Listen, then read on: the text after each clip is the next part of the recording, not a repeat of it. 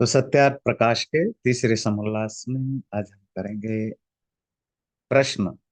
जैसा सत्य और असत्य एक दूसरे ग्रंथों का परस्पर विरोध है, वैसे अन्य शास्त्रों में भी है। जैसा सृष्टि विषय में 6 शास्त्रों का विरोध है, मीमांसा कर्म, वैशेषिक काल, न्याय परमाणु, योग पुरुषार्थ, सांख्य प्रकृति, वेदांत ब्रह्म से सृष्टि का उत्पत्ति मानता है, क्या ये विरोध नहीं? अच्छा, ये एक मोस्टली वेस्टर्न स्कॉलर्स, चलिए स्कॉलर से दोनों इष्ट है, ये एक तरह की बात करते हैं कि जो 6 दर्शन शास्त्र हैं ये एक दूसरे से अपोजिट विचार रखते हैं, अपोजिट थॉट्स रखते हैं। जैसे Vedanta is against Sankhya, Sankhya is against Vedanta, Nyaya is against Sankhya and Veda. जिस भी कारण से हो ये प्रमोट किया गया। जैसे एग्जाम्पल यहाँ दिया कि मीमांसा दर्शन मानता है संसार जो है कर्म से पैदा हुआ है, वैशेषिक दर्शन मानता है टाइम से, न्याय दर्शन मानता है एक्शन से, योग दर्शन मानता है पुरुषार्थ एफर्ट से, सांख्य मानता है प्रकृति से, वेदांत मानता है ब्रह्मन या परमात्मा से सृष्टि हुई।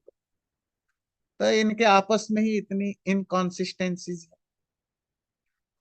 और इंटरेस्टिंगली सारे जो हिंदू धर्म के धर्माचार्य वगैरह है वो भी यही लाइन फॉलो करते हैं कि सब दर्शनों में अलग अलग है।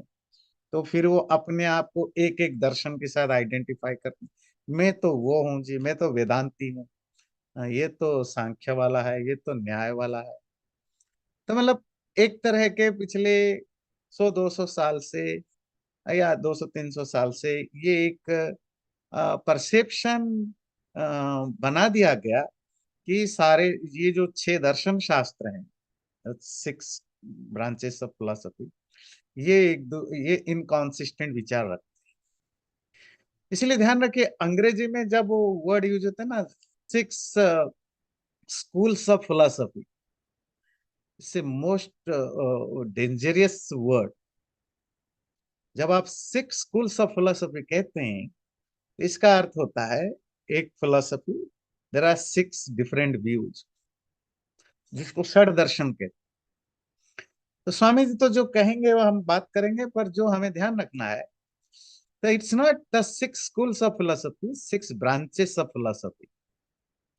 जब आप ब्रांचेस ऑफ फिलोसफी कहते हैं तो हर फिलोसफी एक एक ब्रांच से रिलेटेड बात करता है। जो नॉन बिलीवर को या न समझने वाले को वो डिफरेंट व्यूज लगता है या इनकॉन्सिस्टेंसी लगता है, ये एक्चुअली ये अलग अलग ब्रांच से रिलेटेड बात करते हैं, और ये सबको मिलने के बाद जो होगा वही सनातन धर्म की सार होगा। हाँ, या तो इसीलिए ये जो 6 स्कूल ऑफ फिलोसफी वर्ड हम बहुत यूज करते हैं, इसमें भी बड़ी सारे प्रॉब्लम है, क्योंकि हमने इस तरह की एक परसेप्शन बनाया। क्वेश्चन यही है कि सत्य और असत्य तो एक होना चाहिए भाई, अगर कोई चीज सच है इट शुड बी वन, झूठ है तो वन है।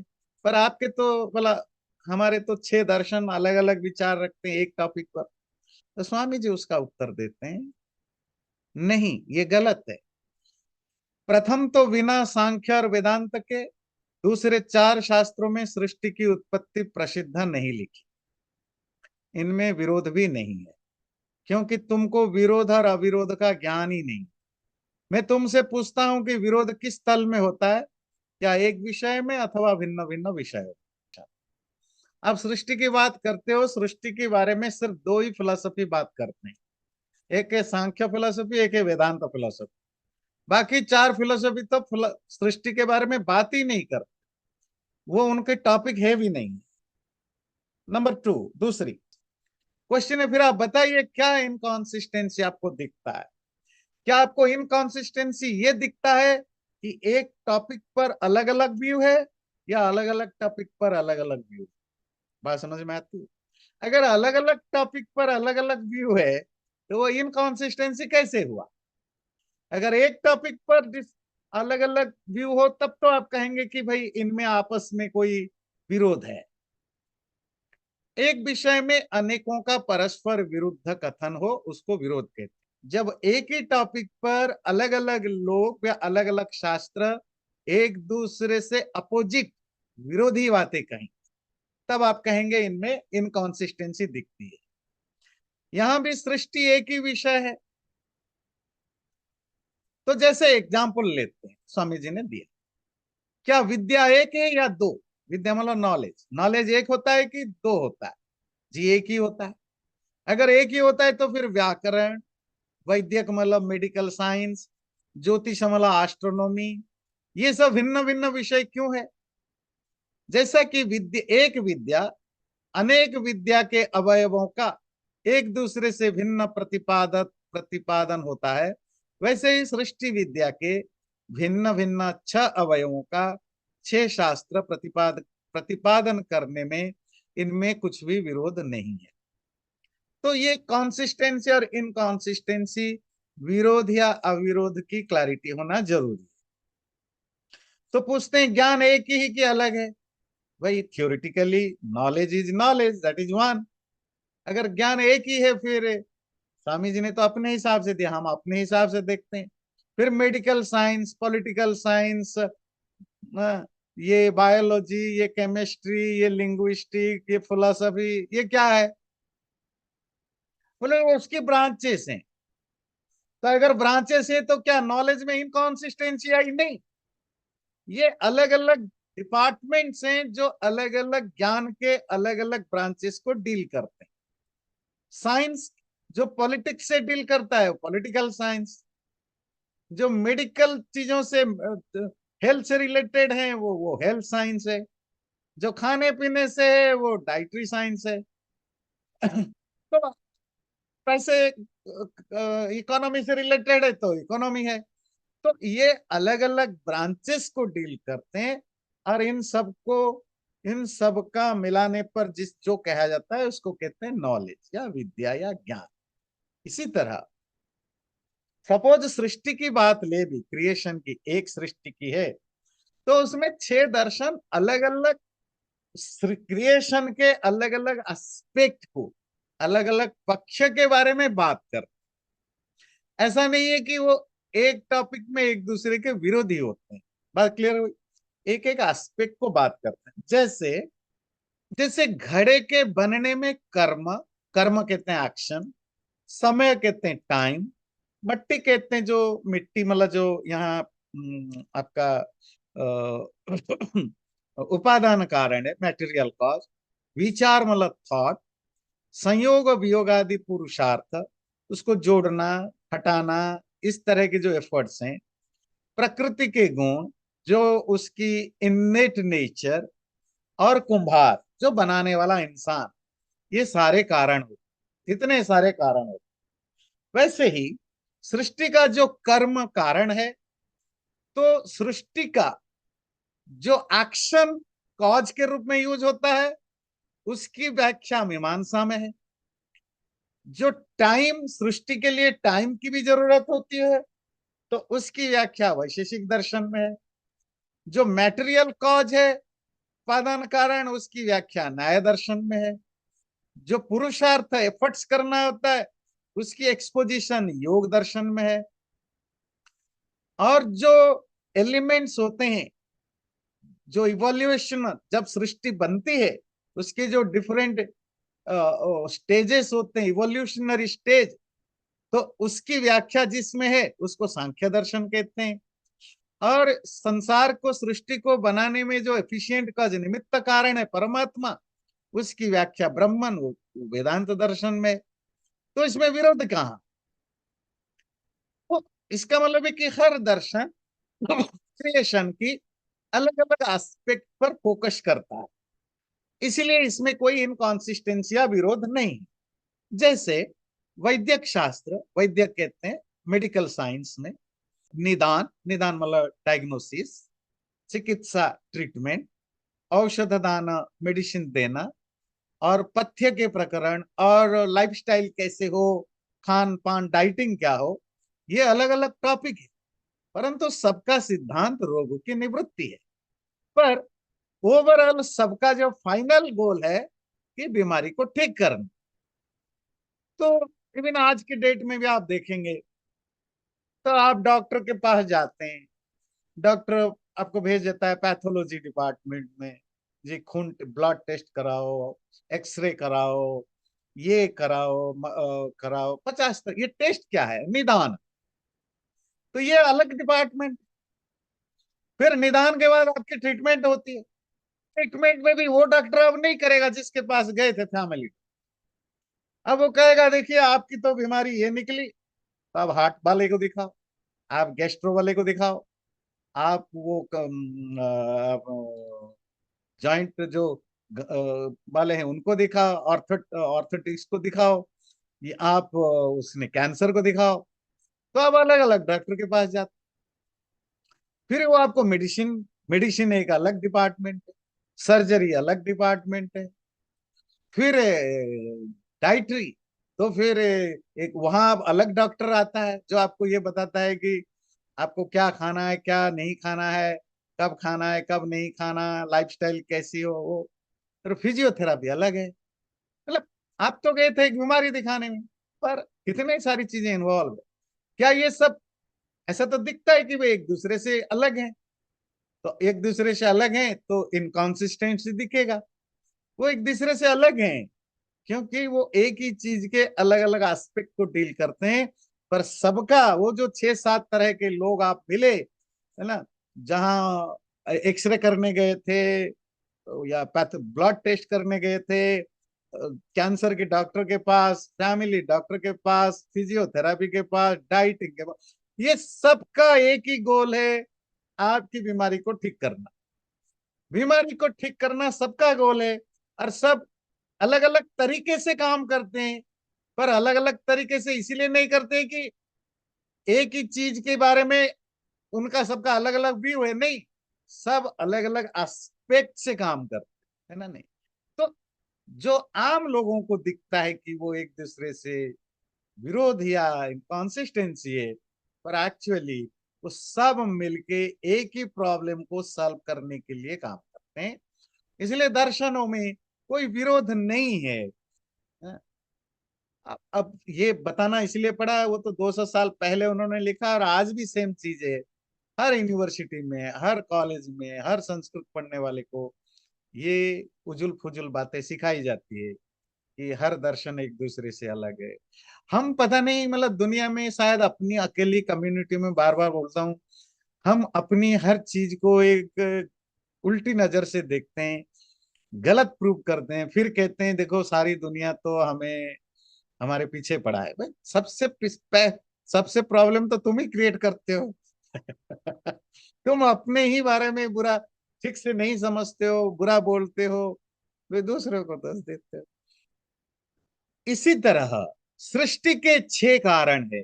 इसी तरह जो क्रिएशन है उसके भी अलग अलग एस्पेक्ट हैं। और उस एस्पेक्ट को, उनमें एक एक कारण की व्याख्या एक एक शास्त्र ने की है। उसके जो 6 अलग अलग एस्पेक्ट है उसकी व्याख्या अलग अलग शास्त्रकारों ने अलग अलग तरीके से की। इसीलिए इसमें कुछ भी विरोध नहीं, इसमें कोई इनकॉन्सिस्टेंसी नहीं। उसकी विशेष व्याख्या सृष्टि प्रकरण में करें। तो जो सृष्टि प्रकरण की चर्चा, क्रिएशन की चर्चा, एक तो अपने सत्यार्थ प्रकाश में भी 8वें चैप्टर में है इसकी चर्चा, 8 चैप्टर में। और जो स्वामी जी की दूसरा बुक है Rigvedadi Bhashya Bhumika, introduction to exposition of Vedas, तो उसमें भी उन्होंने सृष्टि प्रक्रिया का एक चैप्टर रखा है। तो उसमें डिटेल्स आप जान सकते हैं, सृष्टि यूनिवर्स की क्रिएशन में क्या क्या चीजें इन्वॉल्व होता है। और हम भी नॉर्मली काफी बार बात कर चुके हैं, निमित्त कारण, उपादान कारण, ये सब आप पढ़ते रहते हैं ना, हेल्पिंग कॉज, ये सब चीजें। उसके अलावा और भी बहुत सारी चीजें।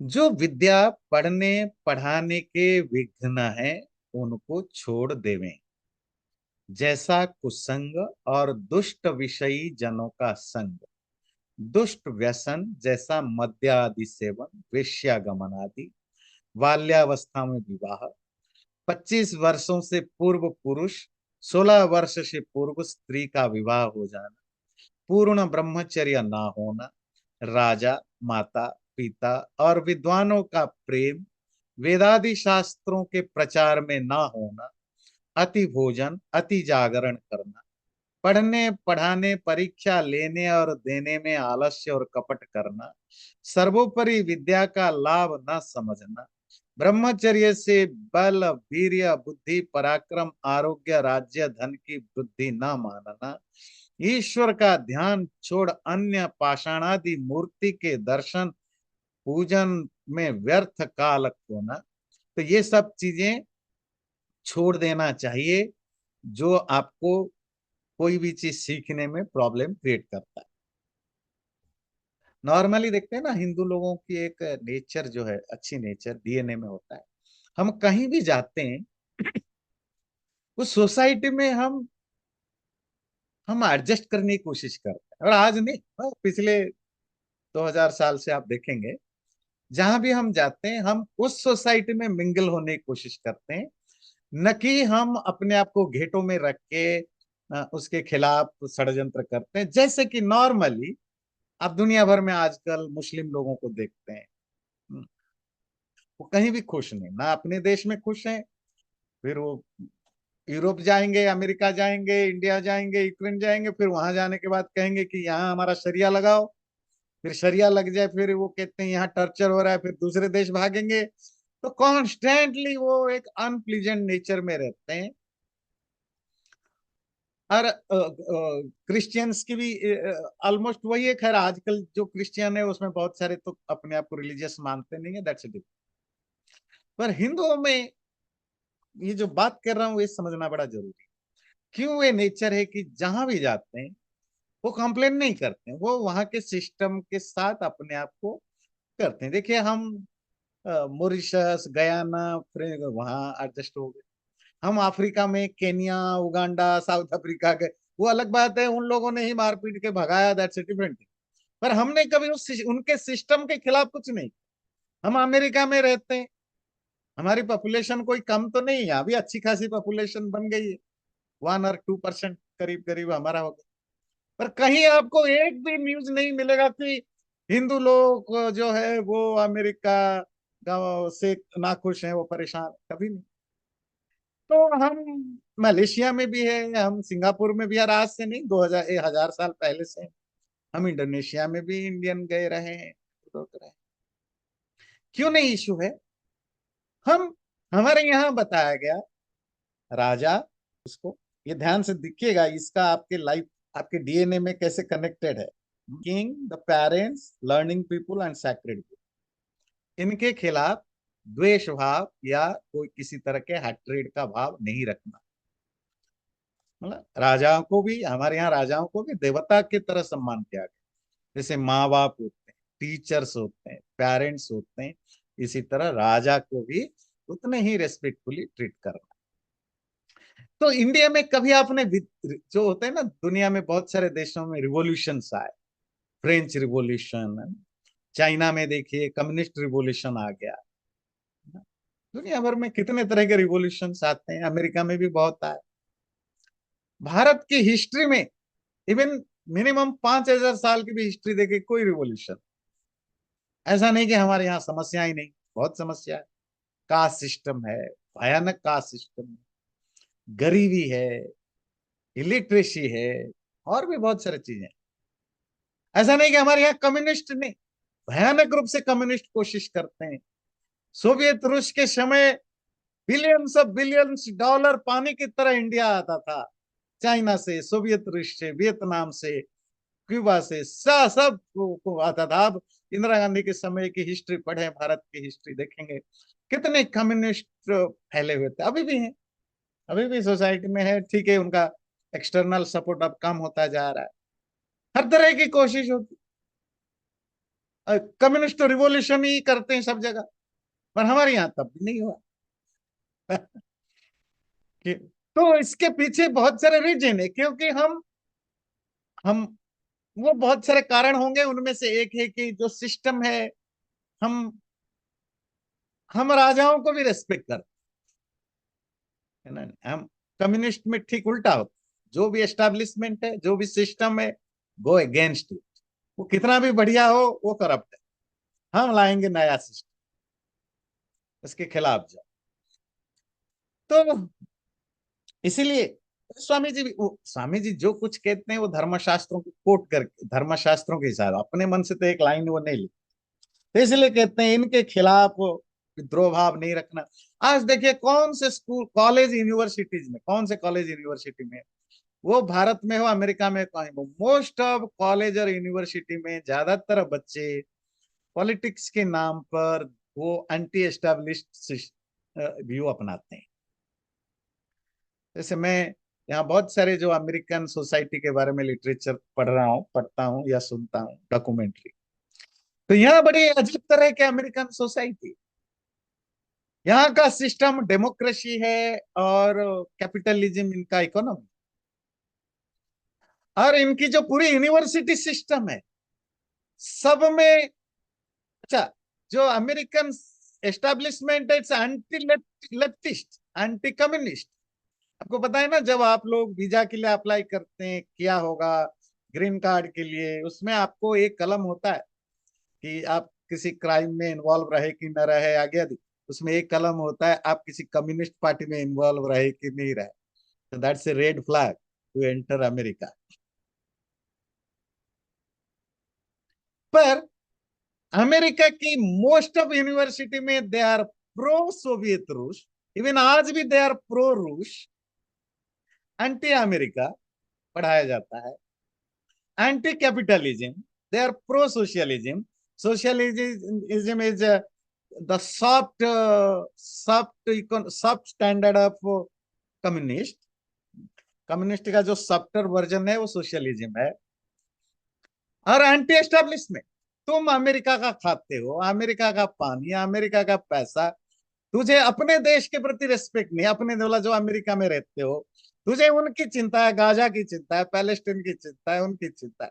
यू आर एन अमेरिकन, आपके अंदर अपने देश के प्रति भाव होना पड़े, नहीं। यही भारत में मोस्ट ऑफ बड़े बड़े यूनिवर्सिटियों में जो स्टूडेंट यूनियन होते हैं, देर एंटी इंडिया।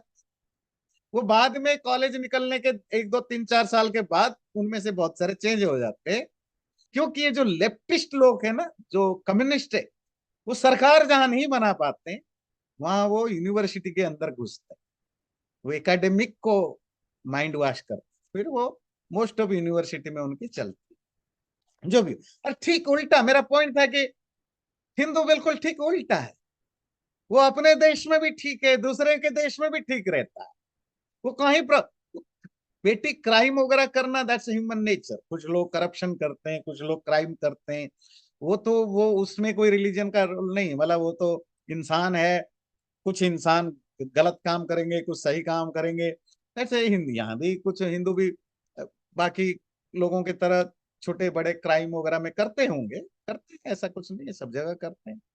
पर जो एक ओवरऑल ऑर्गेनाइज्ड चीजें, वो नहीं, वो भाग, घृणा भाव रखना राजा, पेरेंट्स और विद्वानों के प्रति, सैक्रेड बुक्स, अपने शास्त्रों के प्रति, over eating, over walking, indolence और insincerity in examination, absence of consciousness of the value of learning। ये तो सब जगह बोर्ड लगाना चाहिए कि हिंदुओं के लिए पढ़ाई के प्रति, विद्या के प्रति इनडिफरेंट एटीट्यूड बहुत बुरी बात है। सीखने के प्रति, लर्निंग के प्रति इनडिफरेंट इनडिफरेंट एटीट्यूड रखना, उदासीन भाव रखना, ये बुरी बात है, ये नहीं होनी चाहिए। और सारे हिंदू, मोस्ट ऑफ हिंदू पढ़ाई करते हैं कमाने के लिए, सीखने के लिए बहुत रेयरली कोई एफर्ट्स करता है। ईश्वर का ध्यान छोड़ अन्य पाषाण आदि जड़ मूर्ति के दर्शन पूजन में व्यर्थ काल खोना। देखिए लोग मानते हैं ना कि आर्य समाज भगवान को नहीं दिखती, स्वामी जी क्या कहते हैं, ईश्वर का ध्यान छोड़कर और किसी भी वस्तु की पूजा करना, ये क्या है, इस व्यर्थ काल खोना, जो वेस्टिंग ऑफ टाइम। माता पिता अतिथि आचार्य विद्वान, इन सत्य मूर्तिमानों की सेवा और संग ना करना। अगर सच में कोई पूजने लायक है एज ए मैटेरियल चीज, तो फिर वो है तुम्हारे माता पिता, तुम्हारे गुरु, तुम्हारे विद्वान लोग, जो जो ज्ञानी लोग हैं, अलग अलग फील्ड में ज्ञानी लोग हैं, ये है तुम्हारे पूजने लायक। अगर सचमुच तुम किसी को डायरेक्टली पूजना चाहते हो, इनकी पूजा।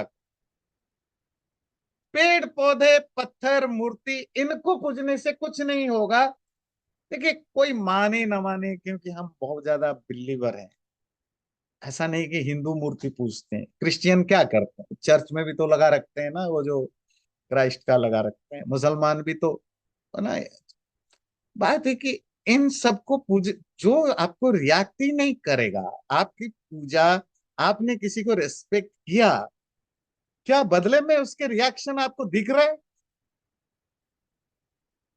आप पत्थर के, नदी के पास जाके 4 घंटे तक प्रार्थना करो, हे नदी देवी पानी कम हो जाओ, क्या नदी पानी कम होगी?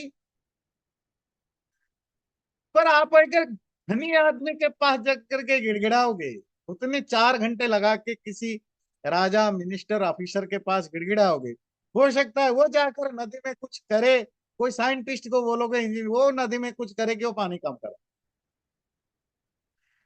आप किसी पेड़ के पास या कहीं जाकर के मंदिर में 12 घंटे तक प्रार्थना करो कि मेरी बीमारी ठीक कर दो।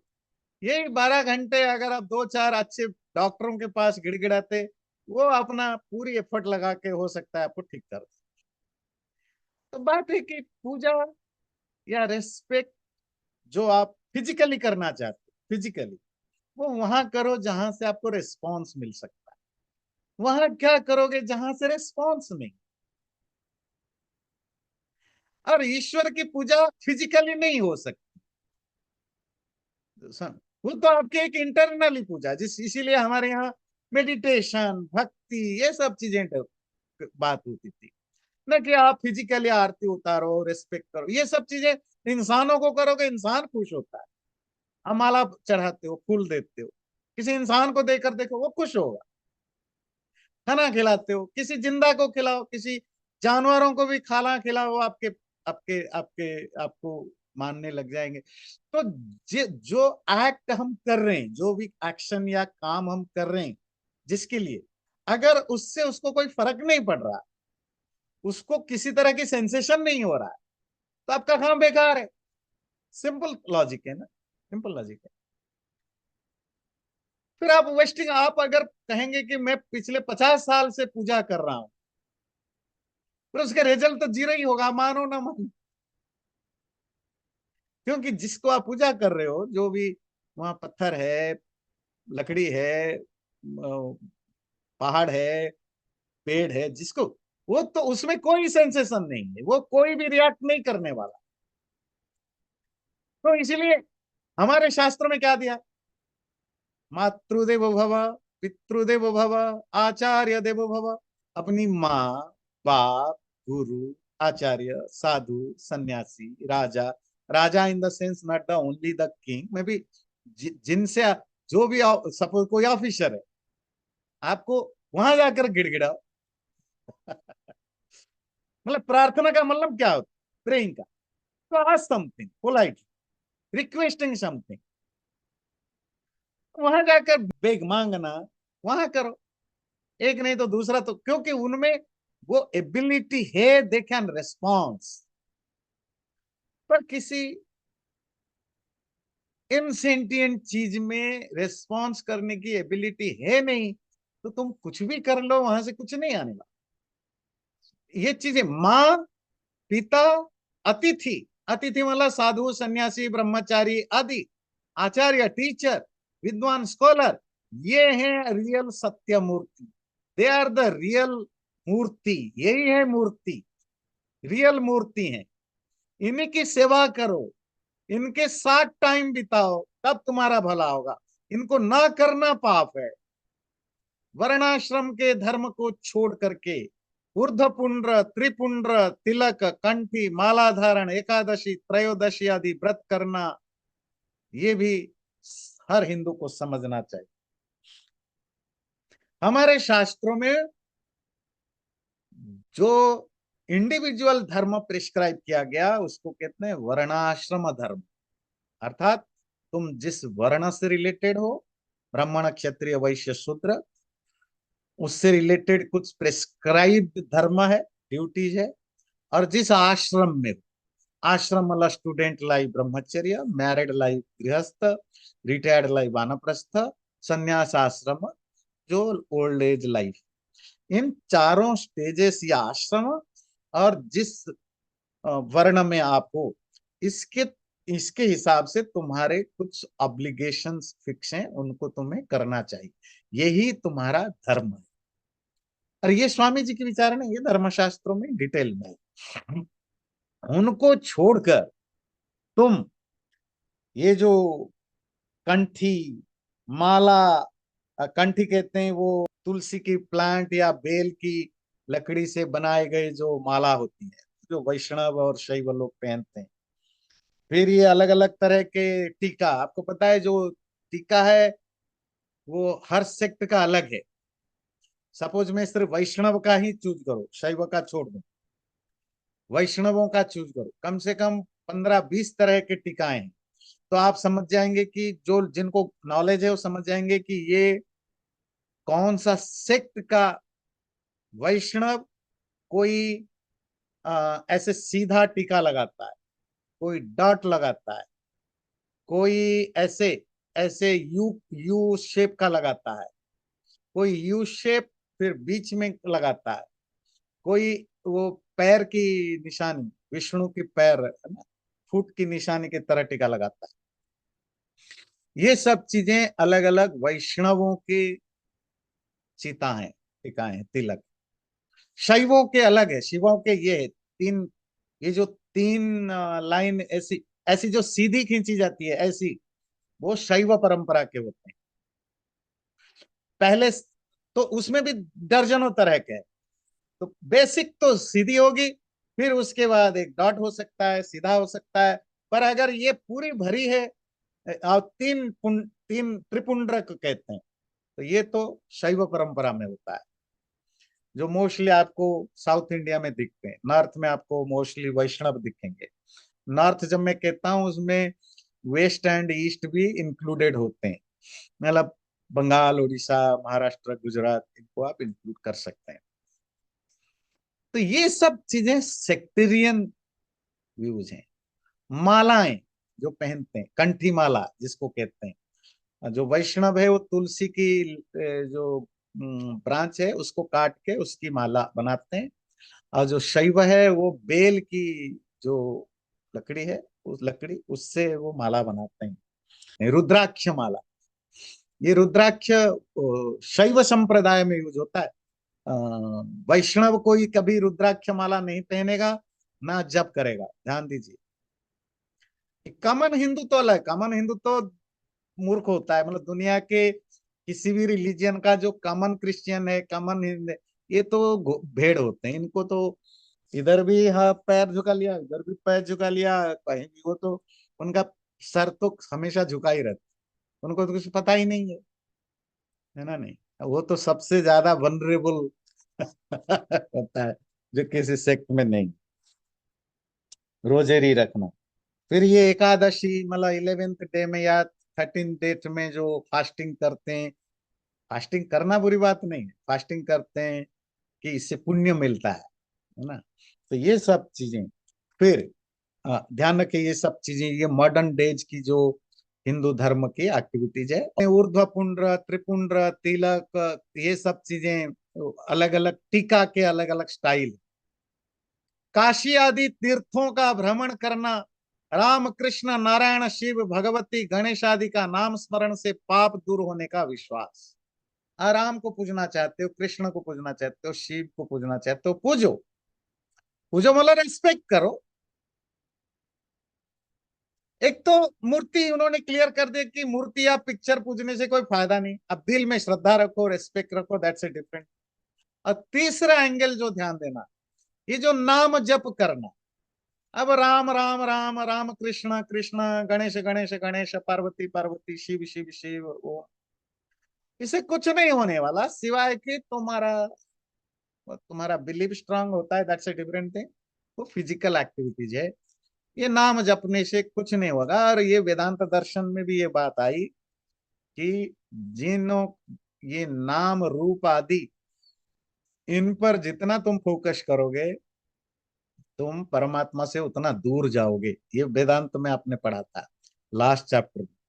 क्योंकि अगर सपोज नाम है, आपने किसी पर्टिकुलर नाम पर फोकस करते हो, तो वो नाम जिसका होगा आपका कनेक्शन, सपोज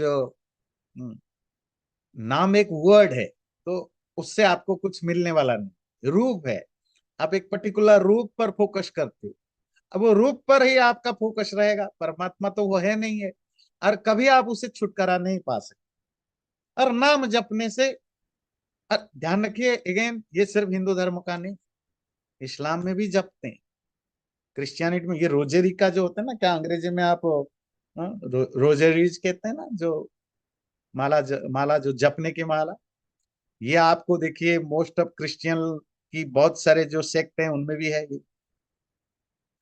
बहुत सारे 24 घंटे हाथ में लेकर घूमते हैं। मोस्ट ऑफ जो क्रिश्चियन जो मुस्लिम होते हैं, रिलीजियस मुस्लिम होते हैं, उनके मौलवी वगैरह, उनके हाथ में भी ये चलता है। मोस्ट ऑफ हिंदुओं के भी चलता है। तो ऐसा नहीं कि ये कोई हिंदुओं की, ये तो हमारे यहाँ था ही नहीं, हमने उन्हीं से ही नकल किया। हमने ये वाली जप वाली, ये जो नाम जप, ये जो माला 1 2 3 करके जपना, नंबर काउंट करके जपना, ये भी हमने क्रिश्चियन और मुस्लिम वालों से ही नकल किया है। नहीं तो हमारे यहाँ 500 साल पहले तक ये नाम जपने की ट्रेडिशन तो 200 300 400 500 साल पहले भी नहीं थी। इससे एक्सट्रीमली न्यू ट्रेडिशन, माला जपने का, तिलक वगैरह भी ये सब नए ट्रेडिशन। हमारे यहाँ तिलक लगाए जाते थे, पर वो क्या, किसी रिलीजियस पर्पस के लिए नहीं। आप कभी म्यांमार, थाईलैंड वगैरह गए तो आप देखेंगे वहां, इवन म्यांमार में अगर आप जाएंगे भी, आप आज भी गांव वगैरह में जाएंगे, वो सैंडलवुड की, उनके एक स्पेसिफिक सैंडलवुड होता है, वो बॉडी में, हाथ में, पैरों में, सब जगह अभी भी लगा के रख। It has nothing to do religion. हमारे यहाँ भी प्राचीन काल में चंदन की पेस्ट बॉडी में लगाने की, सर में लगाने की, अलग अलग नीम की पेस्ट लगाने की, तिलक के तरह, मतलब बॉडी में लगाया, माथे, अगर आपने सर मुंडवा दिया तो सर में लगाते। उसके दो रीजन थे, एक तो वो बॉडी को कूल रखता है गर्मी के सीजन में, और जो भी एक कल्चरल उसका एंगल रहा होगा वो एक डिफरेंट थिंग। पर फॉर ए रिलीजियस पर्पस, किसी भी शास्त्र में या किसी भी पुराण में इस तरह की कोई रेफरेंस नहीं है। इवन कोई कर्मकांड रिलेटेड, रिचुअल रिलेटेड बुक्स में भी ऐसा कोई रेफरेंस नहीं कि आप ला सिंदूर, आजकल जो सिंदूर लगाते हैं, तिलक लगाते हैं, कोई रेफरेंस नहीं। जो भी रेफरेंस हमें मिलता है वो कल्चरल, मतलब इसका कोई रिलीजियस एंगल नहीं। हल्दी का पेस्ट लगाना, चंदन की पेस्ट लगाना, नीम की पेस्ट लगाना, ये कल्चरल और ट्रेडिशनल चीजें हैं। इसका रिलीजियस ऑब्जेक्टिव नहीं था, जो कि आजकल कोई भी अब कल्चरली नहीं लगाता। जैसे कि थाईलैंड में आज भी लोग लगाते हैं, म्यांमार में आज भी लगाते हैं, और भी बहुत सारे अफ्रीकन कंट्रीज में, ट्राइबल एरिया में वो लगाते हैं, रिलीजन के कारण नहीं, वो उनकी कल्चरल वो है। जैसे हमारे यहाँ लड़कियां, सपोज महिलाएं फूल लगाते हैं बालों में, साउथ इंडिया में हल, इसका रिलीजन से कोई लेन देन नहीं ना, इसे कल्चरल एंगल। जैसे ड्रेस पहनते हैं, जैसे अरबी लोग इत्र लगाते हैं, इत्र मतलब स्पेसिफिकली मैंने इत्र बोला, मतलब जिसको आप परफ्यूम कहते हैं। अब देखिए दुनिया में कोई भी मुसलमान है, वो देसी, वो लोकल परफ्यूम लगाते, वो वेस्टर्न परफ्यूम नहीं लगाते, उनका एक पर्टिकुलर वे ऑफ है। तो वो स्मेल करते हैं। क्यों? एक्चुअली इसका रिलीजन से लेन देन नहीं था। वो तो अरब देश है, पानी नहीं मिलता, महीनों महीनों तक नहा नहीं सकते थे। तो फिर उन्होंने वहां इवॉल्व किया अपना बॉडी से स्मेल को कंट्रोल करने के लिए। तो उन्होंने ये इत्र, जिसको आप परफ्यूम कहते हैं, इत्र एक्चुअली आप कह सकते हैं थोड़ा लोकल मेड परफ्यूम है ना। तो स्ट्रांग स्मेल होता है उसका। आजकल जो सिविलाइज लोगों को वो बहुत गंदा लगेगा, पर जो भी हो, तो वो इत्र एक कल्चरल चीजें हैं जो जो गल्फ एरिया में, रेगिस्तानी एरिया में डेवलप हुआ। पर अब क्या है कि हर मुसलमान, वो इंडिया पाकिस्तान हो, बांग्लादेश हो, इवन ठंड में रहने वाले पाकिस्तान अमेरिका में रहते हो, या वो रहते हो ठंड में, तब भी वो नहाते धोते भी हैं तो भी वो क्योंकि अब ये बिकम से रिलीजियस रिचुअल हो गया है इत्र लगाना, है ना, काजल लगाना। हम बचपन में हमारे भी आंखों में लगाया करते थे, अब कम हो गया, अब बंद हो गया। लड़के लड़की सबकी लगाते थे, अब सब बंद हो गया है। अब लड़कियां कभी कभार सुंदर दिखने के लिए लगाते हैं।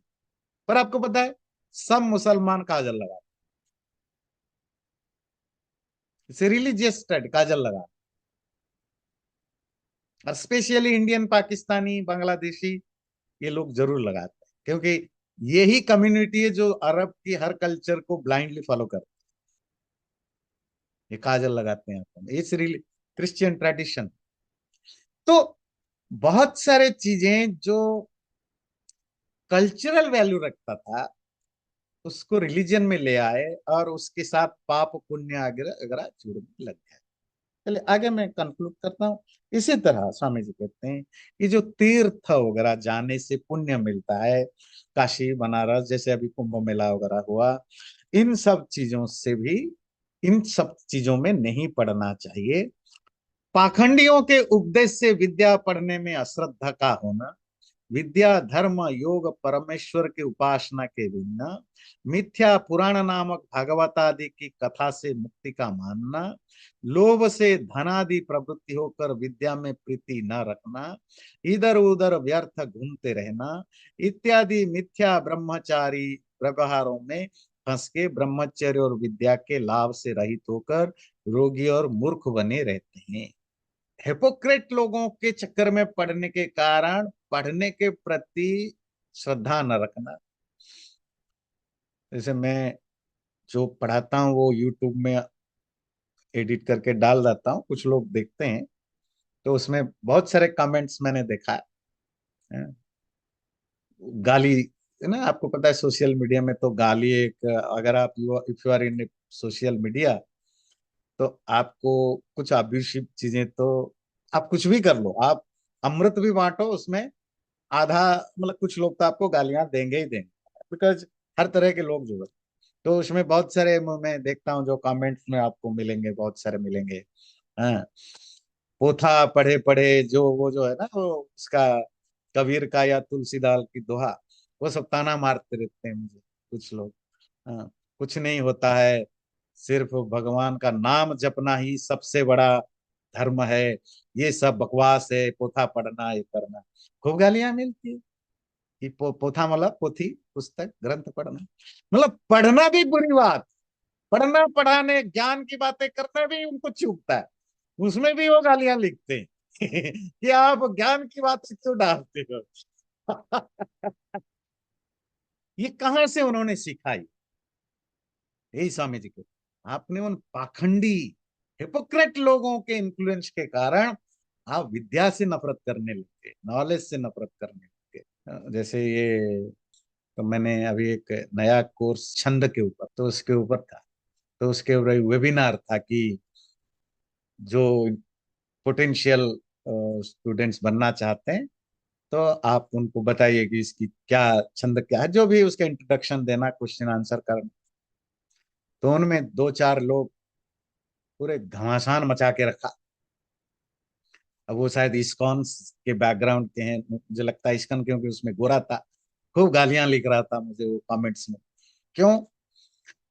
क्योंकि वो उसको एक्सप्लेन करते समय बताया कि छंद दो तरह के लिटरेचर मिलते हैं, एक वैदिक छंद, एक लौकिक छंद। वैदिक छंद मतलब those meters related to Vedic mantras and those related to Sanskrit shlokas are called लौकिक छंद। तो अ, किसी ने पूछा व्हाट इज दैट मंत्र, मंत्र किसको कहते हैं, मैंने एक्सप्लेन किया जो वैदिक वर्सेस होते हैं दे आर कॉल्ड मंत्राज। एंड जो नॉन वैदिक अर्थात वेद ब्राह्मण आरण्यक उपनिषद के अलावा जो लिटरेचर है they are part of classical literature, so they are called लौकिक। सो दो जो क्लासिकल लिटरेचर के जो वर्सेस होते हैं वो श्लोक कहलाते हैं, उनके छंद अलग होते हैं। अब ये तो मैंने नहीं लिखा, ये छंद छंद शास्त्र लिखे हुए हैं दो तरह के हैं वैदिक मंत्र के लिए। और क्योंकि वो इस्कॉन का है, वो हरे कृष्ण हरे राम को महामंत्र बोलते हैं, तो उसका ऑब्जेक्शन था कि हाउ डेयर यू टू से कि सिर्फ वेद के वर्सेस ही मंत्र होते हैं, महामंत्र भी कुछ होता है। अब वो कमेंट्स में लिखते जा रहे कि भाई ये गीता मंत्र नहीं हो सकता। मैंने गीता इज पार्ट ऑफ लौकिक literature, so all the anything except Vedas are Laukikas. So that's how they will be not counted at mantras. फिर गालियां शुरू हो गई। क्यों? क्योंकि उनके यहाँ सिखाया जाता है, क्योंकि वो भागवत को, भागवत पुराण उनके लिए सबसे बड़ा है, गीता सेकंड फेमस है, और हरे कृष्ण ये महामंत्र है। They don't know what is chhand, they don't know what is shruti and smriti. उन्होंने अपने गुरुओं से यही सीखा है कि भागवत पुराण गीता हरे कृष्णा हरे राम, बस हरे कृष्णा हरे राम है जो महामंत्र। क्योंकि उन्होंने कभी सुना नहीं था इस तरह की चीजें ना, तो फर्स्ट टाइम वो एक दे आर लिसनिंग समथिंग ऐसा जो लाइफ लॉन्ग उनका ब्रेन वॉश किया गया था, उसके अलग कुछ सुनते हैं, it's very difficult to digest.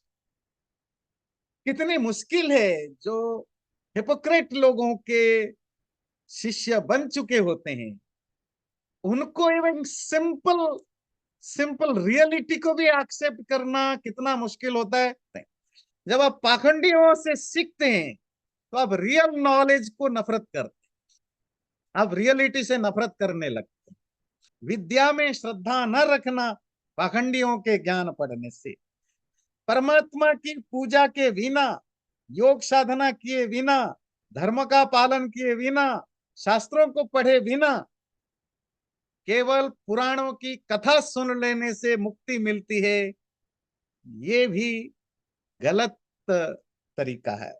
इसी तरह धन के प्रति लालच के कारण शास्त्रों को पढ़ने से या पढ़ने से नफरत करना, आवारा की तरह घूमते रहना, अ, ये सब चीजें ब्रह्मचर्य आश्रम में नहीं करना चाहिए, अर्थात स्टूडेंट लाइफ में नहीं करना चाहिए।